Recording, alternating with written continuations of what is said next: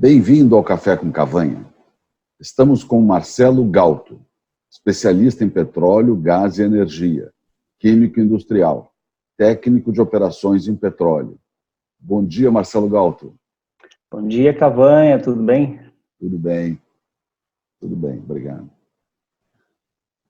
Sobre produção de óleo, produção de gás, consumo também, a gente conseguiria fazer um resumo?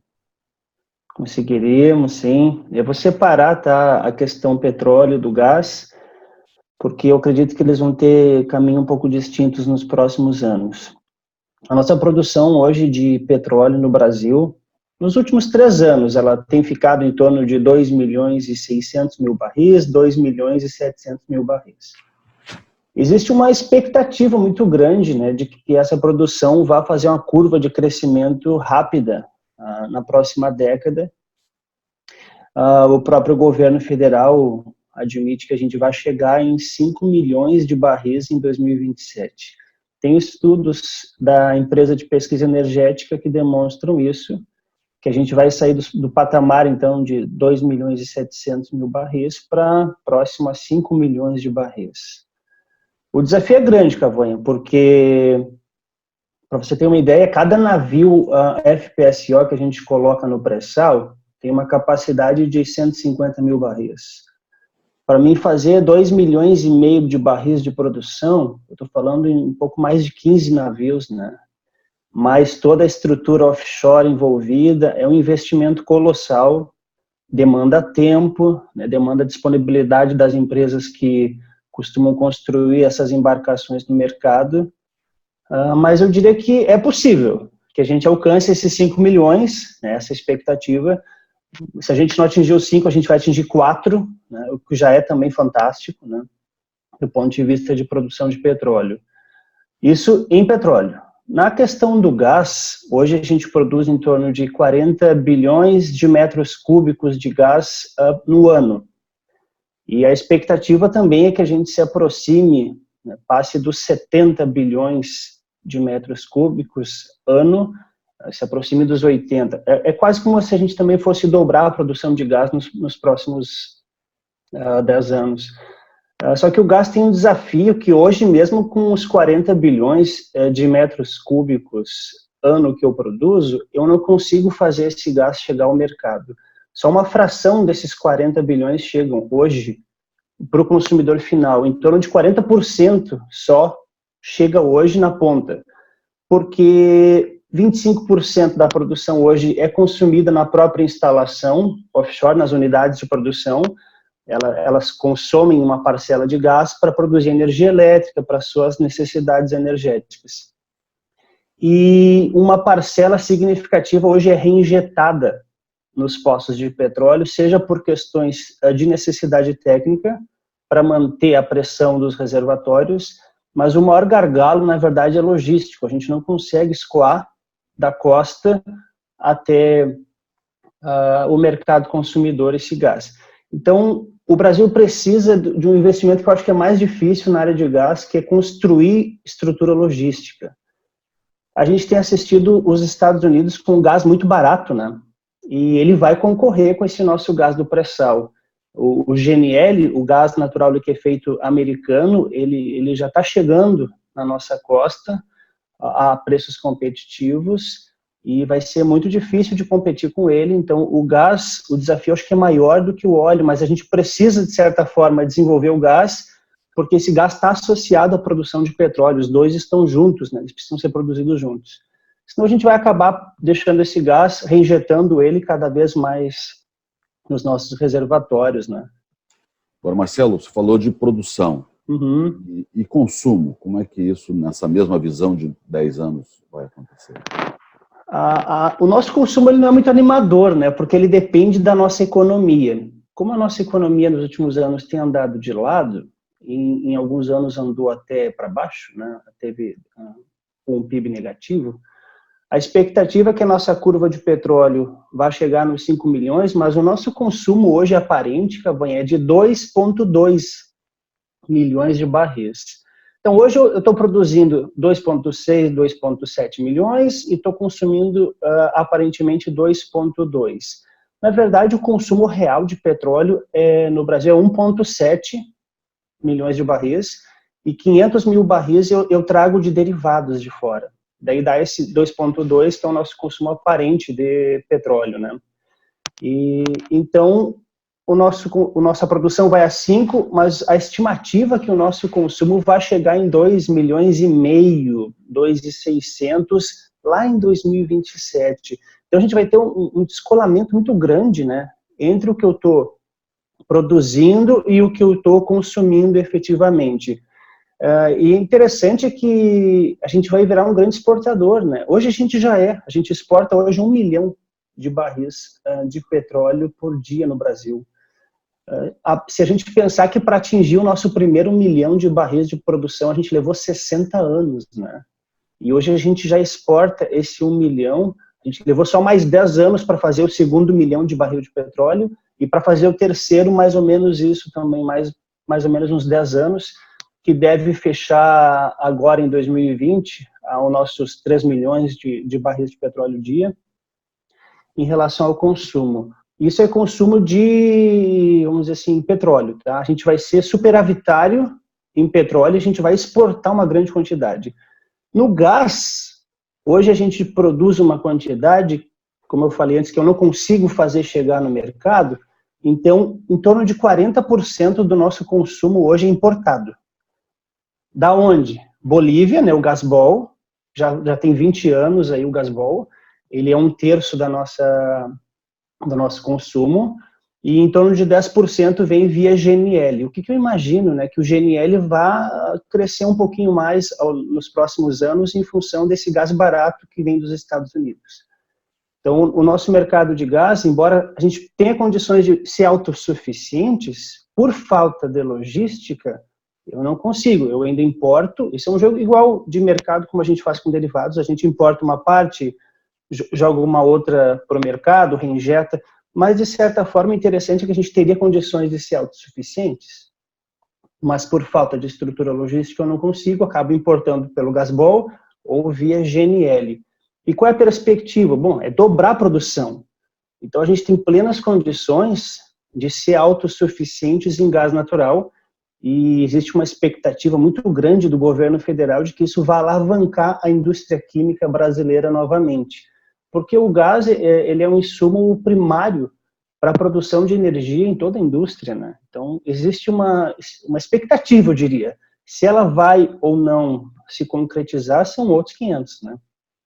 Agora, Marcelo, então, ao longo do tempo, a tendência é sermos superavitários em óleo bruto, e, portanto, sermos exportadores de óleo bruto. E a questão dos derivados nessa equação, como é que fica? Bom, os derivados, Cavanha, hoje, as nossas refinarias operam aí a 75% de carga, que é uma continha que se faz, poderia ser um pouco maior, sim, mas existe um problema de demanda no Brasil, né? O Brasil está estagnado em demanda de combustíveis. E não só isso, a gente tem, por exemplo, a questão do etanol que concorre com a gasolina. Então, para o refinador, ele fica fazendo conta toda hora, assim, como é que eu vou botar no mercado gasolina, se eu estou concorrendo com etanol, e isso nos próximos anos existe uma sinalização via Acordo de Paris, que o Brasil vai aumentar em 50% a sua produção de etanol, vai aumentar a utilização de biodiesel, e isso impacta no consumo de derivado petroquímico. Então, o cálculo de qual carga vai ser colocada numa refinaria, a gente olha o nosso mix de petróleo que existe no mercado, faz uma continha de qual é o melhor preço e a melhor receita. Hoje está em torno de 75% de carga de refino, e o que nos faz ainda importar 500 mil barris, mais ou menos, de derivados. Mas esses 500 mil barris, eles praticamente são concentrados em 3 derivados. Diesel, a gente é deficitário em diesel há décadas. A gente tem nafta petroquímica, também tem um grande déficit de nafta petroquímica, porque ao longo dos anos a gente internamente priorizou gasolina. A nafta é um concorrente, é uma mesma corrente química para a gasolina. Então, a gente jogou essa corrente para gasolina e está importando nafta petroquímica. E o terceiro dele é GLP. Então, a gente é deficitário, basicamente, nesses três. É claro que a gente tem déficit também em lubrificantes, tem déficit também em querosene de aviação, mas, assim, o 80%, 90% do nosso problema está nesses três que eu falei: diesel, nafta, GLP. E isso vai continuar, Cavanha, nos próximos 10 anos. Se a economia brasileira seguir do jeito que está, a gente vai chegar a 750 mil barris de importação. Se a nossa economia crescer, todo mundo quer, né? Que a economia brasileira se recupere, que a gente gere emprego, que a gente movimente a indústria.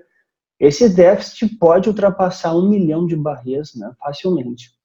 Então, a gente tem um desafio também na área de derivados, que é atrair novos players para o Brasil e minimizar essa questão da importação de derivados. Como a gente vai ser exportador de petróleo, para o país a conta fecha, porque eu vou estar exportando uma quantidade tão grande de petróleo, muito maior do que eu estou importando em derivados. Então, para o país a conta fecha, ela vai ser positiva, mas para o consumidor seria melhor que esse óleo fosse refinado aqui. Eu geraria assim, emprego, eu movimentaria a indústria nacional em relação a isso, não traria esse produto acabado de fora, né? Agora, Marcelo, existe uma proteção logística, de custo logístico desses derivados importados.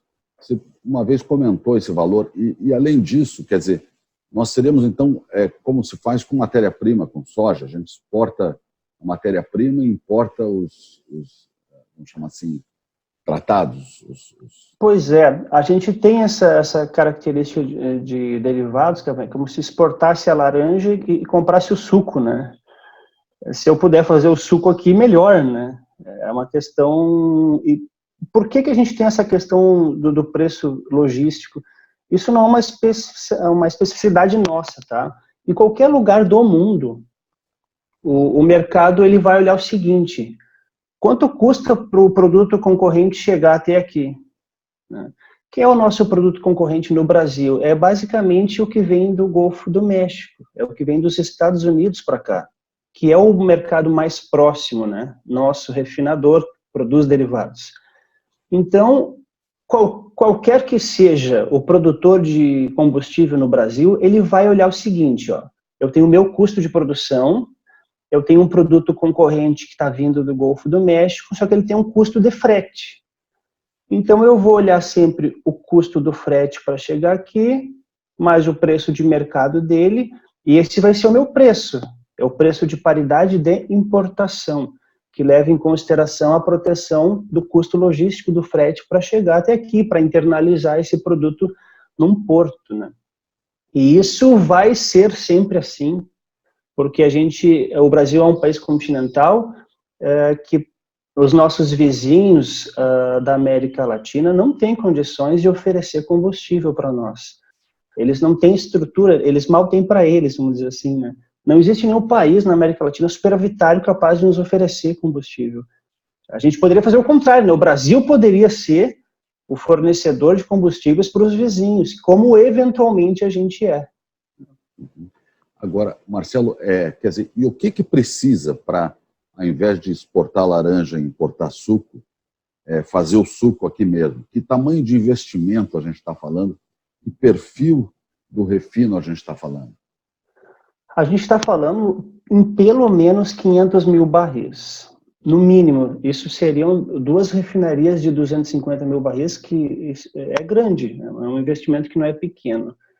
Só que a gente não consegue, né, atrair esse investimento, e não é só a questão de ter 2 refinarias Cavanha de 250 mil barris, né, a mais, ou sei lá, 5 de 100 mil barris. É que normalmente hoje quem vai fazer uma estrutura dessa vai por 2 caminhos. Ou ele vai fazer uma refinaria pequena num nicho de mercado, aproveitando-se de uma produção de petróleo que favoreça a logística de recebimento de petróleo dele, ou ele vai fazer uma refinaria de maior porte, porque daí na escala ele ganha, né? É difícil a gente ver hoje uma refinaria, vou construir uma refinaria de 100 mil barris, é muito difícil, né? Elas normalmente são de escalas maiores.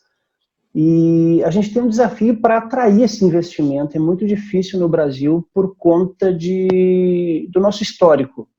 A gente tem um histórico de um país que interfere no preço do combustível, né? O governo interfere no preço. E isso afugenta o investidor, porque ele fica pensando, poxa vida, eu vou ter que botar bilhões de dólares em um negócio que o governo pode interferir ali na frente. Esse é um desafio histórico que a gente tem, e a gente vai passar cada vez mais por isso, porque o mercado hoje exige combustível isento de enxofre praticamente, né? Eu tenho que ter diesel S10, gasolina S50. Hoje, se a especificação toda fosse de produção de diesel S10, a gente não tem estrutura de HDT, de hidrotratamento, por exemplo, para atender a esse mercado. A gente está vendo um movimento para bunker com 0,5% de enxofre, que é combustível para navio. Então, veja que a questão ambiental também está afunilando, ela quer um combustível de melhor qualidade, menos poluente. E eu preciso investir nas refinarias para isso, né? Preciso construir mais unidades de HDT. Também é um desafio atrair esse investimento para as nossas refinarias. Esse movimento que a própria Petrobras tem feito de tentar vender algumas refinarias é uma forma de dividir a necessidade de investimento. A gente precisa investir nas refinarias atuais. E a sinalização estatal é, olha, eu quero dividir o risco de mercado, eu quero dividir a necessidade de investimento que o refino tem hoje. Até porque, se não fizer isso, vai aumentar mais fortemente a importação desse... Exatamente. A gente vai acabar ficando com uma incapacidade de produção, por exemplo, de diesel S10. Eu não consigo hoje pegar todo o diesel que eu produzo no refino e transformar ele em S10. Para que isso aconteça, eu tenho que reduzir carga. Eu tenho que refinar menos, de acordo com os meus HDTs. Então, se o mercado está indo para esse lado e eu não estou investindo, o que vai acontecer lá na frente? Vai aumentar a importação de diesel S10, né? Agora, do lado do gás, é escoamento. O ponto central do investimento é escoamento, não é isso? É escoamento, exatamente. A gente precisa construir duto offshore, né, da plataforma até a costa. A gente tem hoje duas grandes rotas do pré-sal, que a gente chama Rota 1 e Rota 2, que escoam Caraguatatuba e uma parte para o Tecabe. A gente tem uma Rota 3 em construção, que vai para o Comperj, né, lá para Itaboraí. O trecho marítimo já está pronto, a gente está na fase de construção da parte terrestre, passa por muitos municípios, o licenciamento ambiental desse tipo de projeto ele é bastante complexo, bastante difícil, por isso que demora, né? A gente tem uma morosidade no Brasil em relação a essas questões também, então os projetos atrasam por causa disso, mesmo que você tenha dinheiro e financiamento. Quero começar, tem uma certa morosidade da legislação, das liberações ambientais, e realmente são coisas complexas porque você atravessa muitos municípios com um gasoduto.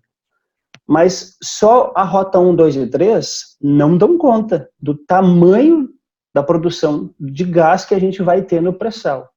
Então a gente precisaria da Rota 4, 5, 6, 7, precisa de muitas rotas, e a dúvida hoje, Cavanha, é quem vai fazer esse investimento? Porque você só põe dinheiro se você souber que vai ter retorno. E hoje o Brasil, a questão regulatória, política, ela é muito incerta, né? Então, o investidor fica com receio. Eu ficaria também, se fosse um investidor, no sentido de que, será que eu posso botar esse bilhão de dólar aqui e vou ter retorno? Essa é uma questão que a gente precisa mostrar, eu acho que a ANP tem se esforçado, o Ministério de Minas e Energia também, de tentar mostrar, olha gente, a gente está caminhando para oferecer uma segurança jurídica para quem quer investir no Brasil. E isso é salutar, né? E Marcelo, ainda no gás, quer dizer, o transporte criogênico, qual é o ponto central dele? É o preço? Tudo é preço, né, Cavanha? Você tem que fazer sempre conta. Por que o gás hoje não chega? A grande questão é assim, nos últimos 5 anos, a nossa produção de gás, ela aumentou 50%. E o preço não diminuiu. Aí você fica assim, poxa vida, eu tenho uma maior produção, mas o preço não caiu. Porque você tem que calcular quanto custa tirar essa molécula de gás da onde ela está. A molécula hoje é basicamente offshore, ela vem do mar, ela é cara por si só, a infraestrutura logística é cara, e você ainda tem mais uma etapa de compressão para oferecer gás comprimido ou liquefeito, criogênico, ela onera, né, na cadeia logística, e isso tem que entrar na tua planilha. Se isso ainda não vingou no Brasil, é porque está caro, né? Ela não conseguiu chegar de forma competitiva. A gente tem na China já bastante casos de caminhão e ônibus movidos a GNL, né, a gás natural liquefeito, e no Brasil a gente deve ter 1 ou 2 projetos piloto ainda, em experimentação. Você imagina se a gente, com a frota de caminhão que a gente tem no Brasil, se a gente pudesse usar GNL, seria fantástico, principalmente nas questões interregionais. Não para longas distâncias, eu acho que seria mais difícil por questões de autonomia, né? Mas para curtas distâncias, a gente usa muito caminhão, né? Então, seria uma grande sacada a gente conseguir fazer com que esse GNL, ou gás natural comprimido, chegasse na nossa frota de ônibus, chegasse na nossa frota de caminhão, assim como a gente está percebendo que vai ter uma eletrificação, né, da nossa frota ao longo dos anos, que eu acho que é um caminho sem volta. A gente vai passar por essa questão da eletrificação, carros elétricos, e é mais uma variável na questão do refinador. Ele sempre olha assim, meu Deus, eu tenho etanol concorrendo comigo, eu tenho biodiesel entrando na conta e eu tenho carro elétrico chegando. Então, é difícil você dizer, eu vou construir uma refinaria nesse cenário. É uma questão que tem que fazer conta, né? E, quer dizer, o grande ponto é esse desafio de colocar essas variáveis todas no jogo, né? Num país com a economia ainda não crescendo, né? E ainda no movimento estatal, privado, essa questão toda, né, política. Enfim, é um grande desafio para o país, né? É um desafio, e esse debate estatal-privado, ele está na origem da nossa indústria, né? Desde a criação da Petrobras. O projeto inicial do próprio Getúlio Vargas não era um monopólio, era a criação de uma empresa de capital misto para concorrer com outras no mercado. Essa era a ideia original. Então, o debate político está lá em 1940. E ele, até hoje, 2019, segue, né? Se a gente quer um mercado protegido por uma estatal, a gente quer um livre mercado com vários players concorrendo. E o grande cerne disso tudo é econômico. O Brasil não ofereceu, ao longo do tempo, condições econômicas para que a gente tivesse um mercado dinâmico. Quantas crises econômicas a gente passou, né? Isso prejudica, de certa forma, os investimentos, é por isso que a gente não deslanchou até hoje, né, como país, tendo todo tipo de matéria-prima que a gente tem, toda a capacidade, a gente é livre de zona de furacão, terremoto, etc. A gente tem um clima tropical que nos favorece a fazer, onde tu planta, tu consegue ter boa colheita. Então a gente tem todas as condições, né, Cavanha? E, infelizmente, as questões políticas e econômicas sempre, eu digo, frearam o país, né? Nós precisamos aprender a fazer mais suco de laranja em casa, né? Exatamente. Torcendo para fazer mais suco aqui. Tá certo. Muito obrigado, Marcelo Galto, pelo papo. Valeu, Cavanha. Foi um prazer novamente. Grande abraço aí para os nossos ouvintes. Obrigado. Grande abraço. Bom dia a todos.